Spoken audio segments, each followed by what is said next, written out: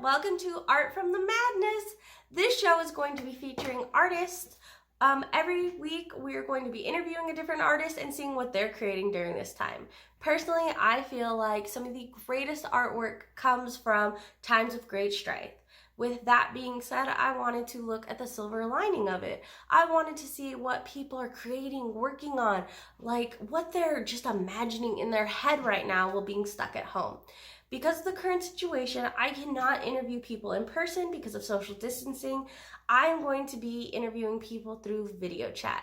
And I'm so excited here on episode 1, we get to interview a rock star, Eric Gutierrez. He's a local rock star who I've actually been lucky enough to see play live. And it was an incredible show. I'll put some clips in here.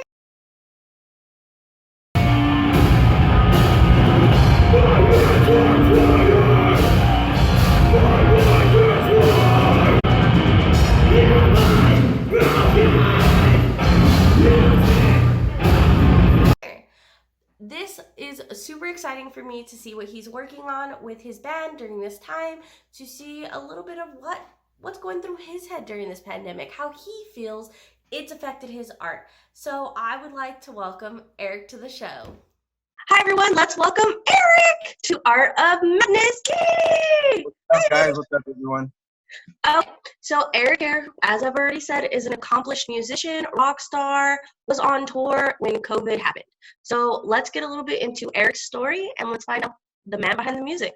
Eric, why don't you tell us a little bit about how you got into music? Okay, so I guess I've been kind of musically inclined since I was little. I've always tried to do like that, that stupid cheesy thing, when you're in 4th grade where you like take your fist and you make a beat, on your desk or whatever. I've been doing that, doing it on like the bathtub and stuff like that. I don't know, I've always just had it in me. And then maybe when I was about 14 or so, I started playing Guitar Hero, and that just opened my mind to my capabilities in a way. Like I would just smash that game. Like I was the most proficient person that I've known, except for maybe like one person.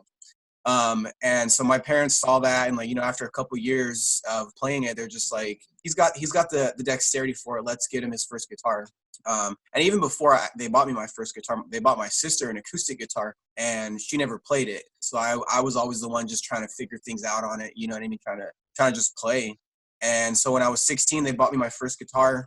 It was actually kind of cool. They pulled me out of school, saying that I had a doctor's appointment, and so they took me back home. And then my stepdad was sitting there with a big old box, starter kit guitar with a small amp and a bunch of things like that. And so ever since then, dude, I've just been at it, because I love music. I love playing guitar specifically.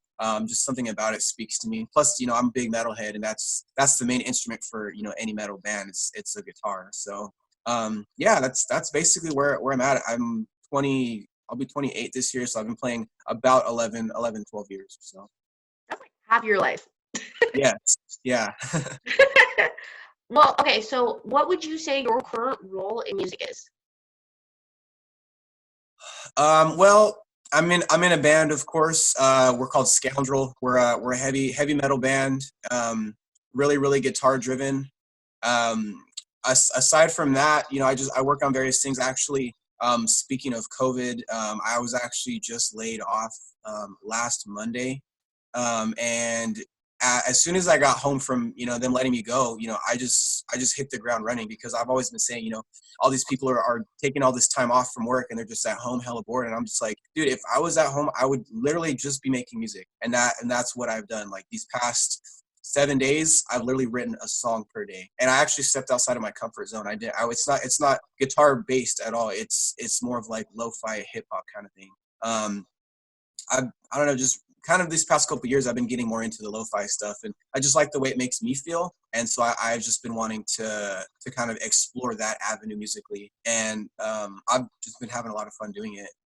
So you would say that during this time, during this furlough, during this extra time, it's giving you the chance to explore different avenues in your musical abilities, like things that you might not have had the chance to explore before this. Yeah, well, I mean, I would have had the chance, but now I actually have the time to do it. Whereas before, going to work and, I used to work at an office, so I'd have to talk to people constantly all day. You were there. Yeah, that's how we know each other. Side story.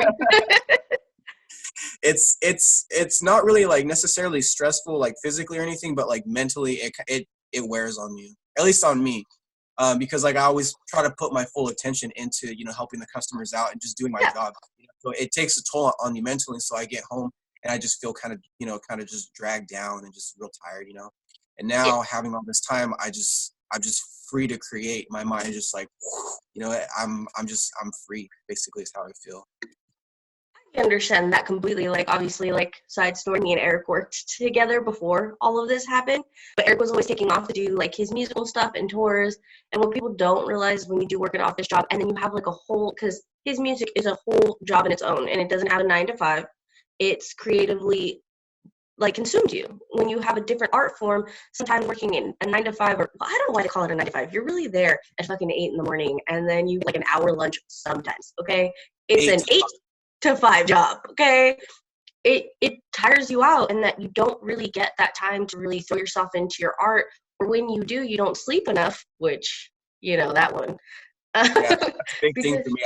I hardly sleep, because I'm trying to. When I was working, I was trying to juggle work, being alert for work, and then coming home and what I mean, staying up till 2 o'clock, 3 o'clock in the morning sometimes, and then having to get up at 7 o'clock just to go back to work again. Oh yeah, and we worked a job which was very customer based, so we were always talking to people. But I do feel like in a way that kind of helped you a little bit with like dealing with people, being in the customer service industry, to like being like a rock star, like you know how to deal with people swarms coming at you. Yeah, honestly, working in the office and having an office job, talking on the phone every single day to different types of people has helped me a lot, and I will never deny that. Because before, I didn't really have like, I wouldn't necessarily say people skills, but just like being able to navigate a conversation as well. Um, being at that job really helped me a lot, and in turn, it's good. It gave me like the people skills to be able to talk to everybody that I come in contact with every day outside of work. My fans or like my friends or just people who strangers, basically talking to strangers and being able to feel comfortable and confident in myself, to get through the conversation without feeling any awkward silences or awkward like pauses or anything like that. Yeah, because you're like really, really friendly. Eric's one of the nicest people you'll ever meet. Also super smart. Like everybody in our office would always be like, "Eric, my computer crashed," and he'd be like, "I got this." Click, click, click, and bring it back up.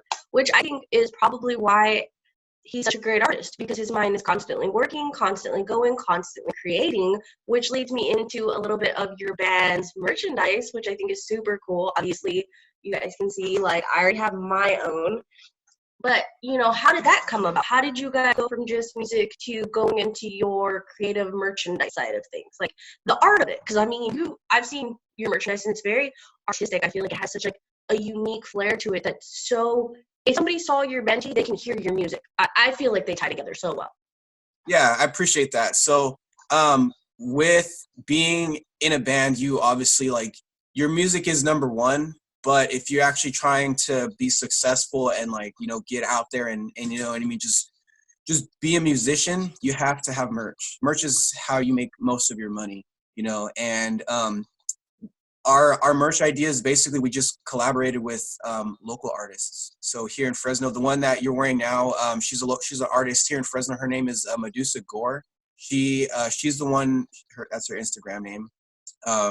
She's the one who drew that. Basically, that Bruja shirt came from a picture of Lana Del Rey. I don't know if you guys know who that is, but she's an amazing singer. Really, it's really deep kind of stuff. Anyway, Yeah. it's a picture of her, but she modified it, with the witch hat and I think she already initially had a cigarette in her hand already, but she just kind of made her witchy and put the scoundrel S, like Yeah. stitched onto that, stitched onto the hat there. So yeah, basically, being an artist, you have to. I guess maybe you don't have to, but it's good for you and everybody else to collaborate with other artists in your area or even outside of your area. That way, everybody kind of gets a piece of the pie in a way. You know what I mean? Like we're over here making music, but we actually need some shirt ideas, so we're gonna go talk to Medusa Gore over here, who's gonna we'll give her some money so that she can draw us an awesome idea, an awesome piece of art for us to sell, and then on top of that people will ask about it. Oh, where'd you get the design from? Like you, for example. Oh, we got it from Medusa Gore. And then now we have people going over to her, from us, and then vice versa. It's, cross marketing, I think is the official name of it. I can't remember. But that sounds like an official name. I feel like that's what it's called. yeah. So yeah, it's really fun. And we also work with another local artist. His name is Thomas, and his wife, Nikki. They own Burial 13 Apparel. They're the ones who actually print our stuff out, and they've done a few merch designs for us as well. Okay, that's super. See, I don't know any of this. I just like it. I bought it. I was like, look, I'm super hip and cool now, I hang with the cool kids. Anyway, so let's get back a little bit, backtrack, and let's get into how do you feel now? Because COVID did affect your tour and had some of your dates canceled. How do you feel like? Do you feel like that really hurt you with the quarantine? Do you feel like, yeah, it might have hurt the tour, but now you're exploring, creating at home, have the space to create, and do you feel like it's inspiring you a little bit? Yeah, so it's definitely a blessing in disguise. We had a 7-day tour planned. The first date was canceled because of COVID scares, and then the last date was canceled as well. But everywhere in between was amazing. You know what I mean? The turnout in one of the shows was kind of lacking, but I think that may have been because of COVID, may have been because of a lack of promotion on the other end. But it's kind of whatever. But I feel like it hasn't necessarily inspired me directly. Just the aftermath of it. The fact that I'm home now has inspired me because now I have a lot more time.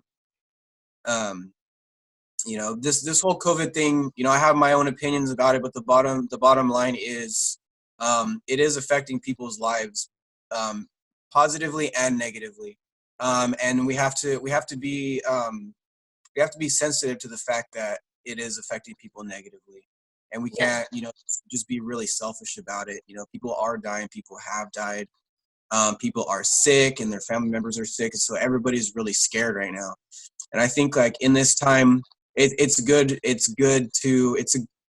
come together, because everybody's really scared and everybody's feeling really vulnerable right now. And if everybody can get together and from the comfort of their own homes, get together and collaborate and to just spread a general message of positivity, because all you see on social media and news outlets these days is just like, oh my God, COVID this, be scared, stay home, wash your hands, use hand sanitizer, stay 6 feet apart. It's a lot of scary stuff that you're being pumped with every single day. So being able to just hang out with you, Misha, and just talk about the positive effects of COVID is I think an extremely wonderful thing, because that stuff needs to be aired more than the fear mongering, the scary thing about COVID.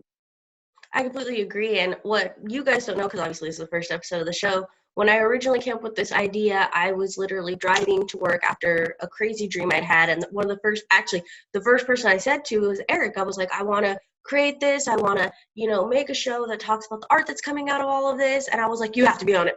You have to be the first one. Like, we have to do this together. And he was the first one to be like, let's do it. Like, let's make this. Like, I've been working on all kinds of stuff. And, I do want to show you guys a little bit of what he's been working on, a little behind the scenes stuff that we'll insert here.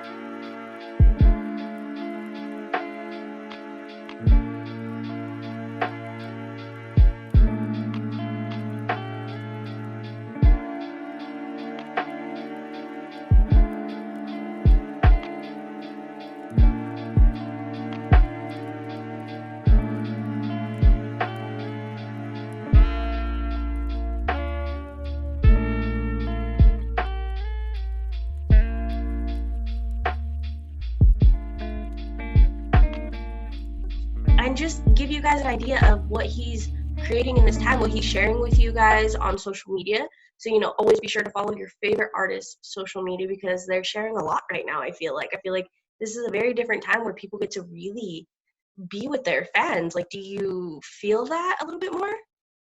Yeah, oh, for sure. Like, you have all these people I see every day, a lot more people going live with their art, playing guitar, A lot of people do streams of them, painting, things like that. And we've even participated in that. A couple weeks ago, we did a live stream of the set that we played during tour, because of the fact that actually we had 3 dates canceled. The first date, the last date of tour, and then we had a headlining show booked for the following Thursday after we got back, and that was actually canceled. We were supposed to play at Strummers that day. Yeah. So in lieu of playing at Strummers, we all gathered here at my house, and we did a live stream on Instagram that you may be able to see. I think it's still up there. Yeah. But yeah, definitely just a huge, you're just getting swamped every day with people going live, now that you can't get your music live anymore. You can't go out to a venue, you can't go to Strummers, you can't go to Full Circle, you can't go to Ace of Spades if you're in Sacramento, you know what I mean? So Yeah. artists are realizing that and making sure that they are still able to express themselves. So the easiest way to do that and have people see is right here on your phone, on your laptop. Go live, and you'll be able to spread your message.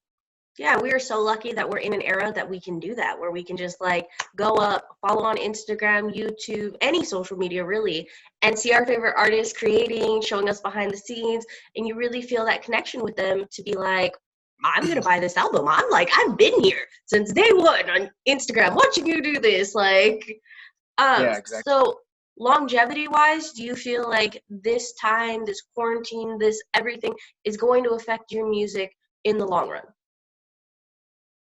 I think so. Just because now we have more time to refine everything. We were kind of in a rush, we wanted to get an EP out, we wanted to do this, we wanted to go tour, we wanted to do this, but it just kind of made us being squashed like this kind of made us like sit back and realize, okay, well, now that that stuff is off the table for now, we can actually sit down and refine our craft, and we can get these recordings down like as perfect as possible, because now we don't have that pressure to be rushed to get something out. So you feel like it's going to make your music even better and reach even more people? Yeah, exactly. I think that's super cool. I'm not Yeah, me too. musically inclined, so whenever I hear musicians, I'm like, I can't do what you can do. So good job. Yeah, no. I think obviously, like, I've been lucky enough to go to Eric's live shows and watch him rock out, and like the way that he commands a crowd, like you just immerse yourself, and I think that that is so cool. And if you're ever, in the area when Eric goes on tour again, once all this is lifted, you have to definitely go check him out and just be in that crowd with him. Like the way that you walk into the crowd, it's just phenomenal. I I like appreciate that. like I said, I've been pretty lucky to see it live. Yeah, So we try to not be boring. I mean, you see a lot of bands kind of doing the same thing, so we want to engage with our crowd and just legitimately put on a good show. Like, you're not there to watch us just like we're practicing. We're gonna get down for you. yeah, and make show like just feel so alive. You guys have such a good energy, and I when you become big and famous, because mark my words, you will. I hope that you guys always keep that same energy. I want to see crowd surfing and the big ultra domes and Hell because yeah, dude. I definitely see that in your future. And then like someday I'm gonna be like, I knew him. I used to work with him. I used to steal out of his snack drawer all the time. I miss my snack drawer, low-key. Oh my gosh, I miss your snack drawer too. I definitely feel like I feel so blessed that you're my first on here.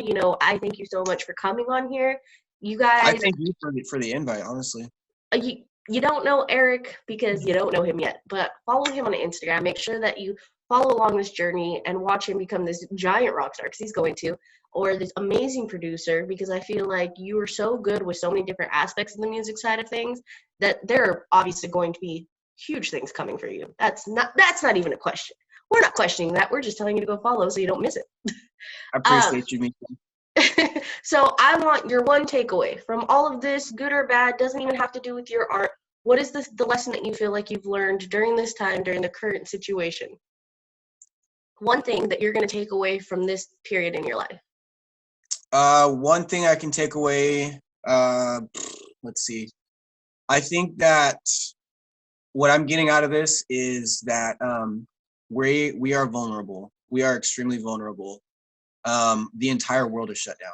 You know what I mean? Because of one virus. You know what I mean? Like it's just kind of mind blowing to me that we are just, for lack of a better word, I'm gonna keep saying it, vulnerable. You know what I mean? Yeah. This whole thing has got literally the whole world turned upside down. So just keep that in mind. That, like, we're all humans here. We're all extremely vulnerable, and in these times, coming together, I think, is probably the number one priority. You know what I mean? You meet with people, with like-minded people, meet with your loved ones and your family like that, and just tell them that you care about them, because you don't really know what's going to happen.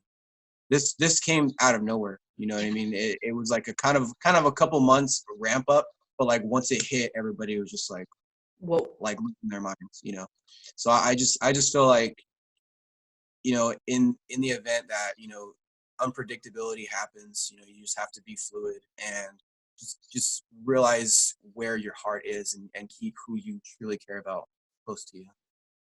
So it's given us all time to really appreciate the people around us and to really give us a chance to look around and realize maybe the things that we didn't think were as important are as important. I mean, And some things that we thought were important aren't actually that important. yeah, I definitely realize that Netflix is way more important to me than I ever realized. Just kidding. Sorry, guys. No, but I really want to thank you for being on the show. Thank you for making my first episode of Art from the Madness. I think that this is your time to plug all your social medias. Tell us where to follow you at. Let's go. Okay, so you can follow me first and foremost, Scoundrel Eric. That's on Instagram. Eric Gutierrez on Facebook if you really care. Scoundrel 559 is my band's name. You can find us on Instagram, Twitter, Facebook, YouTube. We actually have some YouTube videos now where we've been filming our own little show called Lifted Licks.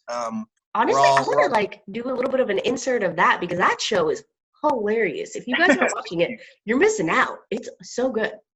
Yeah, at this time we have 2 episodes out. We'll have another one out actually the day that this airs. Will be our third episode. So we're doing that, and then as well as we have a shop online for our merch. It's Scoundrel Shop with 2 P's and an E .square.site. That's where you can go to find our merch. You can find the Bruja shirt that Misha's wearing. We have some hoodies. Grizzly City Metalcore is on the back. It's got an S here. We have some tank tops and crop tops as well. We know the summer months are coming, and hopefully this quarantine's lifted enough for all you guys to flaunt your little crop tops, and we have tank tops as well. So we got a lot of requests from girls asking us to do crop tops, so we decided to do it because you asked and we deliver. Huh? I said you ask and we deliver. See, and that's the kind of artist that you want to support. Somebody that's listening to his fans, that's giving them what they want, creating good music, good content. And I mean, this is a really good shirt. Like, I've washed it and worn it like a bajillion times. I got this last summer. And I mean, it didn't shrink. It's still the same size. I mean, I've grown a little bit, but it hasn't changed. It's a drawer and snack drawer. Right. And blessing and a curse. Yeah. In case you missed any of that, I will link all of his stuff in the description below. That way you can follow him on any of the social medias that you have, and that way you can support him. Eric, once again, thank you for being on my show, and thank you everybody. Huh? I said thank you so much. Of course. All right, you guys, thank you so much for being here for the Art from the Madness. And, you know, make sure to subscribe, follow along. We have more artists to come. And make sure that you follow Eric and follow his Instagram lives. Be a part of the making, okay? These are the times where people are going to look back and we're like, were you a part of that? And you'd be like, yeah, I was sitting on my couch. I was watching it as it happened.